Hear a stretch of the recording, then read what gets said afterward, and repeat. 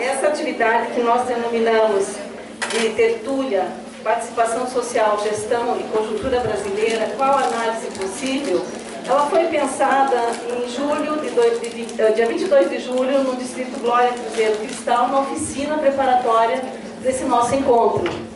E, na ocasião, nós pensamos em algumas pessoas que poderiam compor essa mesa e fazer essa discussão conosco.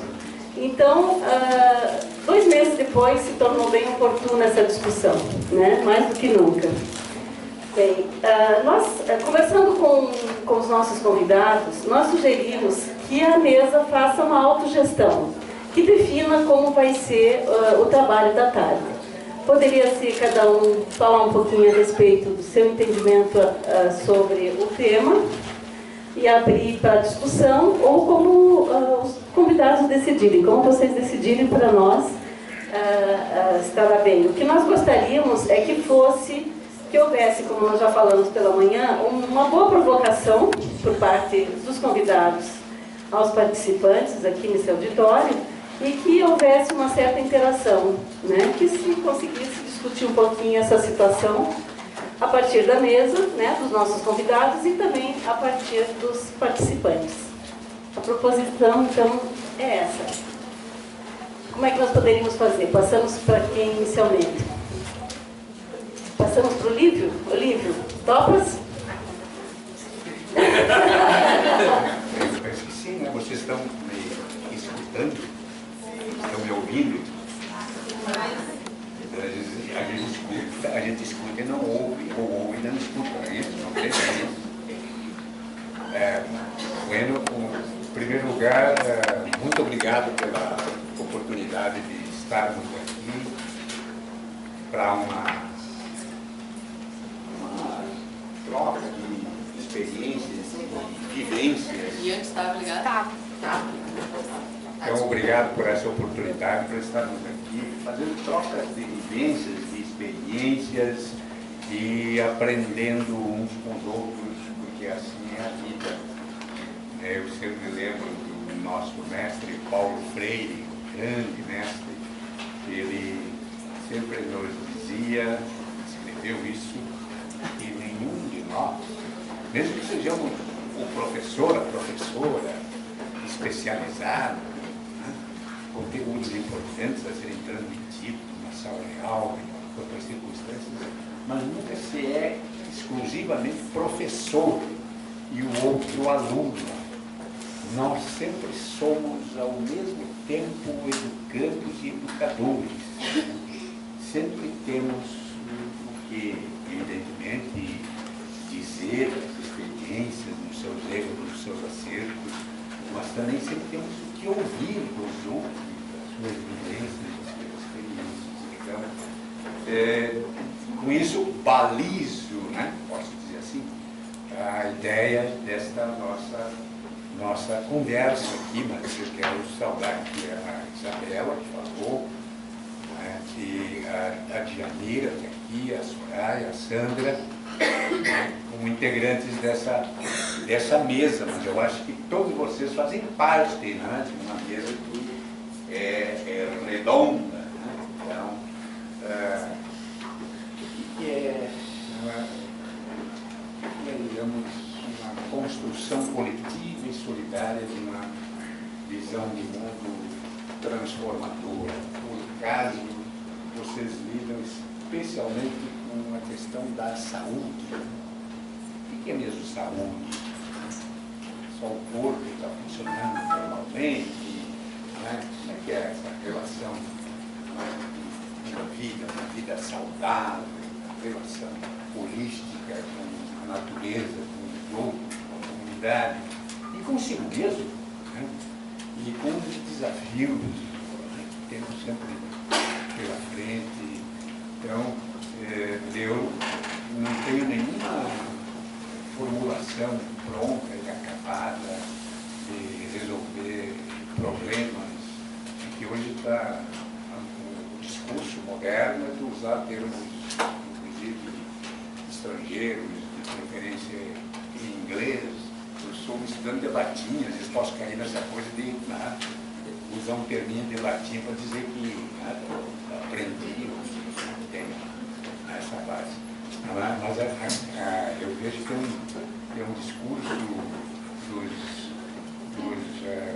profissionais em administração, mestres, né, que é um case, né? Vamos estudar um case.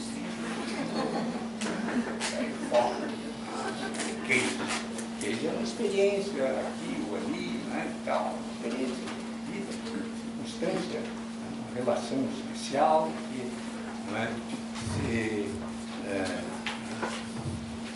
produziu algo, ou está se produzindo, enfim, se propiciou, né, um aprendizado, né, e frutificou, germinou.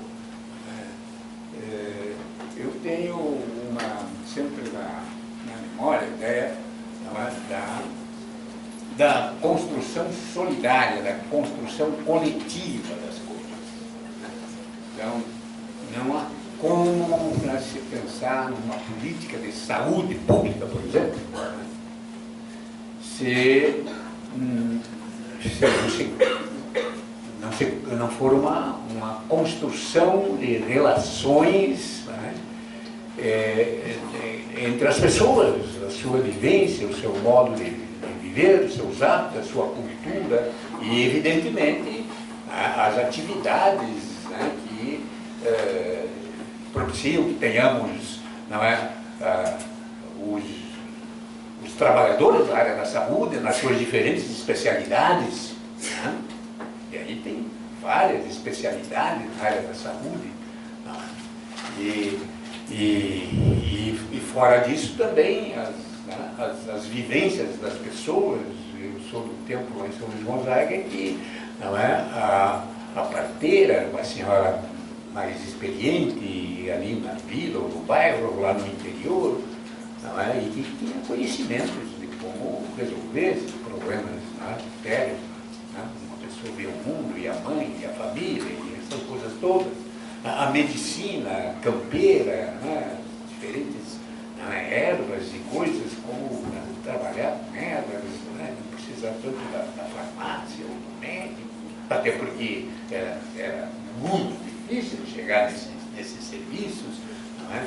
E eu penso que valem ainda hoje, não é, reflexões sobre isso, nessa relação, então, entre a saúde e o eixo, aquele desequilíbrio entre a saúde do corpo, a saúde, né, da cabeça, né, as relações, né, afetivas, as relações com os problemas profissionais, ou do primeiro emprego, ou, não é, dos estudos, que, não é, tudo isso influi no ser humano, para ele, né, se sentir bem, né, ou não, é, procurar soluções, e a solução é sempre um entendimento, algo que às vezes é passageiro, né? Enfrenta um problema e constrói uma alternativa, né? E a melhor é sempre a construção solidária e coletiva, mas a solução de um problema pode desencadear outros, né? Isso é a vida, né? É a vida, desencadeia outros, portanto não são problemas, são desafios novos. Soluciona um problema, e tu vai, não, mas criando, não, surgiu outro desafio que tem que ser enfrentado. Será que é do mesmo jeito? Pode não ser, mas pode ter elementos daquela experiência importantes para agregar no enfrentamento deste desafio, mais adiante. Então, eu fico por aqui, né, faço essa, se posso dizer, provocação inicial, não é? Da construção coletiva e solidária do conhecimento, e o conhecimento como algo que é sempre vivo e transformador, e que a gente se transforma com ele, né? Transformar o mundo é também transformar-se com ele, né? E a gente quer que nos transformemos, né, para melhor, né? O que é para melhor? Então, é a construção de um mundo de justiça, de igualdade, de fraternidade, de convivência, de fruição da vida num espaço, né? Por exemplo, de uma cidade. O que é uma cidade hoje? Né? desafio para se viver na cidade. Quem tem recursos, né, e tal, se enclausura de medo de sair na rua, ou de, né, alguém que vai querer exigir direitos que ele não quer atender, porque o direito para ele é o dele. Né? Nós vivemos em situações assim, extremo egoísmo, individualismo e tal, mas aí você fica imaginando, mas no campo é outra realidade. Também não é. Um problema sério. Não é? O que se produz no campo, no chamado setor primário, né? Que é a transformação da natureza, né? Produção de alimentos. Né? Como é que esse espaço também está sendo, numa visão de desenvolvimento e de progresso, o que está acontecendo com esse espaço, né? Da área rural, espaço aberto, está realmente, não é, sendo, digamos, ainda pode ficar no nosso imaginário, mas eu estou na cidade, mas eu posso, não é, espairecer indo para o campo. Né? Acho que isso tudo faz parte de uma discussão de, né, como é que se relaciona, o que é o desenvolvimento, portanto, qual é o modelo que possibilita que nós possamos, não é, produzir bens que não são só para o mercado, para a prateleira, né, com preço etiquetado. Nós produzimos bens que não têm preço etiquetado. Né? A solidariedade, a amizade, a compreensão, essas coisas todas, você, um tipo de sociedade que estimula, desestimula, ou ela, né, acontece, elas, né, brotam pelas relações que a organização da sociedade possibilita, ou não. Então, é importante, né, pensar nas relações imbricadas em todas as circunstâncias. Nenhum de nós estamos só. Né? E nenhum de nós possamos dizer a política é uma coisa, a vida é outra. Eu encerro aqui a minha provocação, que já devia ter encerrado antes, né, com a ideia de que o ser humano é um ser essencialmente político. E ser político não é ter um cargo, um mandato executivo, legislativo, um cargo público, não. É da natureza do ser humano ser político, isto é, se relacionar na polis, fora dela, na sua comunidade, trocar experiência, vivências. O homem da caverna já era um ser político. Não? Sim, a roda ele não foi só batendo pedra para inventar a roda, né? É uma relação dele também com a vida, com a natureza. Né? Pintar na parede da caverna, né? Sua atividade de caçador, o animal que ele conhecia, é também uma visão de mundo, uma relação com o mundo. Né?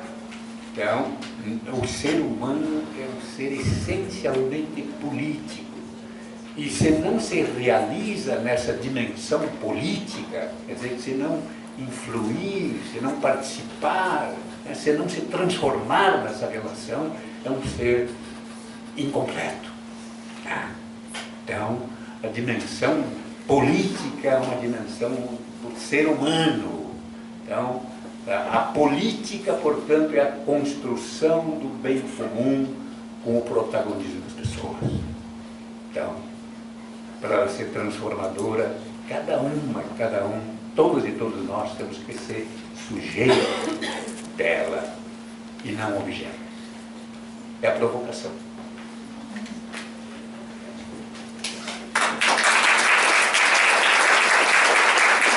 Boa tarde a todos e a todas. É um prazer estar aqui, ainda mais com essa mesa, né? Com sempre querido governador Olívio, com a Sandra, uma baita de uma parceira. E dizer para vocês, começar pela última frase ali do Olívio. O que é ser político? Eu me faço muito essa pergunta, porque eu vivo numa comunidade e quando a gente fala em participação política, eles acham que é só participação partidária. Para quem não sabe, eu sou moradora da Restinga, sou coordenadora do Conselho Municipal de Saúde, sou usuária, não tenho cargo, não tenho nenhum DR na frente. O meu DR é a vida. Eu cheguei até o Conselho Municipal pelas minhas experiências na minha comunidade. Então, dizer para vocês que fazer política é isso. Tu não precisa estar ligado a um partido, apesar de eu ter um partido e não negar. E nesse momento que a gente está vivendo, é um momento muito difícil, porque as pessoas confundem a gente ter um pensamento, ter um partido, é a gente participar das coisas que a gente não concorda. Não é por eu ter um partido, por ser uma liderança, entre aspas, na comunidade, que eu tenho horror dessa palavra liderança. Eu sou uma comunitária, eu sou uma pessoa que trabalha pela minha comunidade. Então, é difícil. E estar lá no Conselho Municipal de Saúde também, para mim, que não sou médica, que não sou funcionária pública, todos os dias eu tenho um desafio. Todos os dias eu tenho que provar que eu não sou caixinha do secretário, que eu não sou caixinha da secretária, que eu não sou caixinha de ninguém. É difícil. Porque quando tu vem de uma comunidade, as pessoas têm que te conhecer primeiro para depois te respeitar. Porque sempre tem um julgamento. Eu já participei de reunião que a pessoa, uma médica disse assim, só que ela não viu que eu estava atrás. Mas isso aí, como é que ela vai coordenar o conselho se ela não tem nenhuma faculdade? Eu não tenho faculdade, mas as pessoas que me assessoram têm e têm conhecimento, que é muito melhor. E eu vou dizer uma coisa para vocês, eu sou uma eterna aprendiz. Todos os dias eu estou aprendendo uma coisa lá dentro. E eu faço questão de aprender. E quando eu erro, também sei dizer que eu errei. Então, esse momento que a gente está vivendo, eu fico muito triste, porque a gente está tendo a saúde desmantelada, a gente está tendo um país que não vou falar dos políticos, porque todos nós somos políticos. Porque quando eu aponto 2 dedos para lá, eu tenho 3 dedos apontados para mim. O político é corrupto, mas a sociedade também é corrupta. Quando eu falo do político, que o político é corrupto, e quem tem piscina com água roubada, quem tem luz que é gato, porque ele não é corrupto, ele está só dando um jeitinho na vida dele? Não, ele é corrupto sim. Porque ele só está fazendo isso, porque ele só pode fazer isso. No momento que ele tiver um cargo maior, ele também vai abocanhar maior. Então eu não posso apontar o dedo lá para seja quem for, sem antes eu fazer uma análise da minha vida. Será que eu posso apontar o dedo para os outros? E nesse momento muita gente não pode. Porque quando a gente faz essas pequenas coisas, esses pequenos desvios, como é entrar num ônibus e ter uma pessoa com uma bengala em pé e um aluno fazendo que está dormindo, isso também é um tipo de corrupção, isso também é um tipo de educação. Então a gente, antes de fazer o olhar para o outro, apontar o dedo para o outro, a gente também tem que fazer isso. E a gente que mora numa comunidade, a gente também tem que ensinar isso, é um dever nosso mostrar e ouvir as pessoas também. Então eu acho que a gente vai por aí. Esse momento político que nós estamos vivendo é um político muito triste, porque não é pela corrupção que está aí. Além da corrupção, o que mais me entristece hoje é tu não poder dizer que tu pensa diferente, porque as agressões estão violentas. Eu participei da nossa conferência estadual e eu fiquei chocada com uma coisa que eu ouvi de uma servidora federal, e eu fiquei mais chocada porque ela disse, enquanto mulher, a gente tendo casos de violência contra a mulher nesses últimos dias, aí, nesse último mês de setembro, violentos aqui no Rio Grande do Sul, e uma pessoa que está dentro do Ministério da Saúde falar o que ela falou, eu fiquei chocada, porque é uma violência. E ainda fiquei mais chocada porque é de um povo que sempre sofreu nesse Brasil, que é o povo negro da onde eu venho. Ela era negra e o que ela disse me doeu, que eu fiquei 2 dias, enquanto eu não chorei numa reunião, não expus o que eu senti, eu fiquei doente. Então isso está acontecendo muito na rua, sabe? A gente que anda de ônibus, eu que ando de ônibus todos os dias, isso aí me dói. Não é porque eu tenho um partido político que eu preciso ser igual. Eu faço a defesa e vejo os avanços e também vejo, sim, os erros. Então, eu acho que é mais por aí. Depois a gente conversa mais um pouco. Obrigada.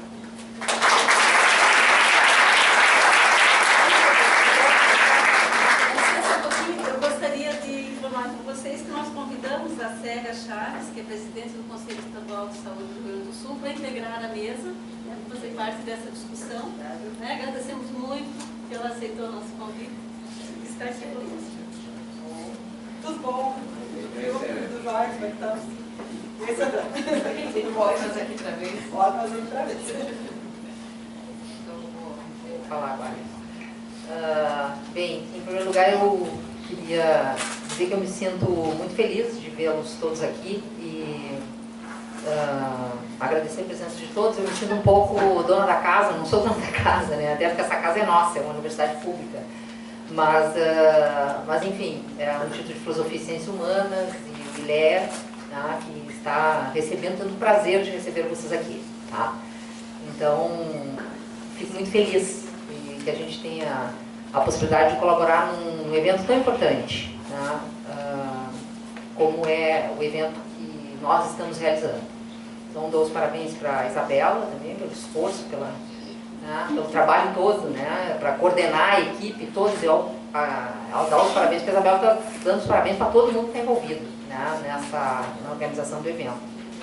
Digo também que é um prazer muito grande compartilhar essa mesa com pessoas que eu admiro profundamente, né, o prefeito, o governador, né, de Porto Alegre, do Rio Grande do Sul, o Olívio Dutra, com a Sandra, com a Djanira, com a Célia.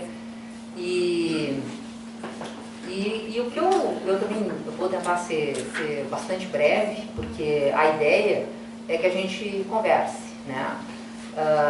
Mas o lugar onde eu falo é o lugar da academia. Eu sou, atualmente, não fui sempre, mas nos últimos anos o meu lugar de trabalho é aqui, né? A sociologia, enfim, que é a área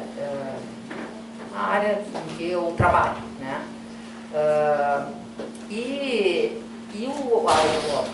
A observação básica assim, que eu quero fazer, eu poderia citar um autor que é bastante conhecido na nossa área, que é o Norbert Elias, mas para que eu vou usar o Elias se eu tenho o Olívio aqui ao meu lado, né? Que sintetizou perfeitamente a ideia básica desse autor, né? Que é a ideia de que as pessoas elas não existem individualmente, não existe isso. Elas só existem em relação. E toda relação que a gente estabelece, seja os indivíduos, seja os grupos, a gente queira ou não queira, ela nos modifica. Ela modifica o modo como a gente pensa, o modo como a gente enxerga o mundo. As relações, elas não só nos constituem, como elas nos modificam o outro. E é assim que a gente vive, não somente em sociedade, é assim que a gente vive individualmente também. O indivíduo, a identidade de nós, o indivíduo nós, ele é muito maior do que a gente pensa. A gente, na nossa cabeça, às vezes fica pensando que a gente está decidindo as coisas, não sei o quê, e a gente decide muito pouco. Né? São as nossas relações, as teias de relações que a gente estabelece que vão construindo a trajetória da nossa vida. Tá? Então, eu parto dessa ideia básica para que a gente pense também uma questão que é muito importante para o momento que nós estamos vivendo esse ano, e particularmente para a área de saúde, que é o seguinte: a gente normalmente divide, é muito comum que a gente enxerga assim, o Estado está de um lado, né, a sociedade está do outro. Então aqui tem a sociedade civil, aqui tem o Estado. E essas divisões, elas servem para a gente entender, afinal são os governos que estão no campo do Estado que tomam as principais decisões, né? Mas essas decisões, elas dependem de processos bastante complexos de formação de propostas de solução para problemas, que eles vêm dessa teia de relações que se estabelece nas diversas áreas. Tá? Então, eu estou falando isso pelo seguinte, porque a área de saúde no Brasil, ela é uma área que ela tem um destaque entre as diversas áreas sociais, porque ela foi pioneira em muita coisa, né? Ela foi pioneira em conseguir colocar na Constituição as suas demandas fundamentais, fazer já no final dos anos 70 e durante os anos 80, né, uma crítica ao sistema privativista, né, e que não garantia acesso universal para as pessoas, saúde integral, só para alguns, deixava os outros fora. Então, muito cedo a área de saúde fez isso. A primeira lei complementar à Constituição, como todos vocês sabem, são as leis da saúde, né, dos anos 90, tá? Quer dizer, de 1990. Então, o desenho institucional do SUS, com todas as críticas que todos nós temos aqui, aos seus limites, né? Mas ele é um desenho que também foi o primeiro a propor instâncias de gestão, além dos conselhos, das conferências, que também são pioneiras, as instâncias gestoras, né? Lá a partir de 93, que depois foram copiadas por diversas áreas. Então a área de saúde é uma área que ela é muito importante, não só para a área da saúde, mas porque ela, muitas outras áreas olham para a saúde para ver o que está acontecendo. É uma espécie quase de modelo, né, de como avançar no sentido da garantia de direitos, né? Que o SUS pode ter todos os problemas, ele não é o sistema que a gente queria, ele tem aspectos de dualidade, quer dizer, a gente tem uma área de planos de saúde que tem crescido, né, infelizmente, mas ele conseguiu pelo menos a garantia do acesso, né? A garantia do acesso, a garantia de direitos, mesmo que nem sempre sejam como a gente gostaria, mas ele garantiu isso, né? E nós estamos vivendo um momento bastante complicado, né, como vocês todos sabem, né? Mas é um ano também de conferência de saúde, né? Então eu volto à minha observação inicial sobre essa separação entre Estado e sociedade, para que a gente pense um pouco quem foi, afinal, que conseguiu construir esses avanços todos no SUS. Quem foi que construiu isso, né? Foram atores em rede. Era gente que estava na sociedade civil, estava nos sindicatos, nas associações profissionais, os farmacêuticos tiveram um papel muito importante nisso, né?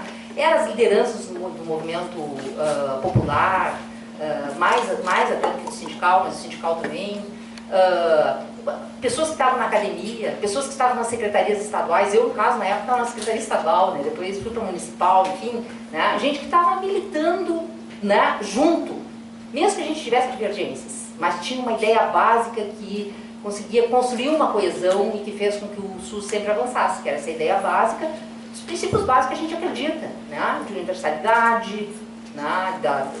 A época da descentralização, da integralidade da atenção, né? Quer dizer, ideias que nós compartilhávamos, né?